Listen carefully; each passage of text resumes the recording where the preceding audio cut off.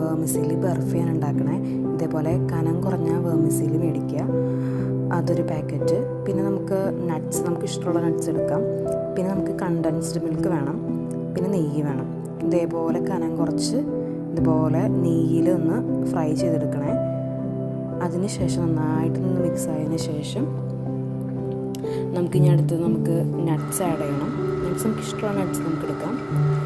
ഞാൻ ബദാമും പിസ്തയാണ്. അതിനുശേഷം നമ്മൾ അത് നന്നായിട്ടൊന്ന് ജസ്റ്റ് ഒന്ന് ഇളക്കി കൊടുക്കാം. നമുക്കിനി ഫ്ലെയിമൊക്കെ ഓഫ് ചെയ്യാം. നേരത്തെ വറുത്ത സമയത്ത് ജസ്റ്റ് ഒന്ന് ഫ്ലെയിം ഇട്ട് വെച്ചിട്ടുണ്ടായിരുന്നു. അപ്പോൾ നമുക്ക് ഫ്ലെയിം ഓഫ് ചെയ്തിട്ട് നമുക്ക് ആവശ്യത്തിന് കണ്ടൻസ്ഡ് മിൽക്ക് ആഡ് ചെയ്യാം. അതിന് ശേഷം നമ്മൾ ഈ കണ്ടെയ്നർ എടുത്തിട്ട് ഞാൻ ഇതിലൊന്ന് സെറ്റ് ചെയ്ത് കൊടുക്കുക. എന്നിട്ട് 1 hour നമുക്കൊന്ന് റെഫ്രിജറേറ്റ് ചെയ്ത് വെക്കാം. ഇതുപോലെ കട്ട് ചെയ്ത് ഇത് എടുക്കാനായിട്ട് പറ്റും. കട്ട് ചെയ്യുക, അതുപോലെ കഴിക്കാൻ നല്ല ടേസ്റ്റാണ്.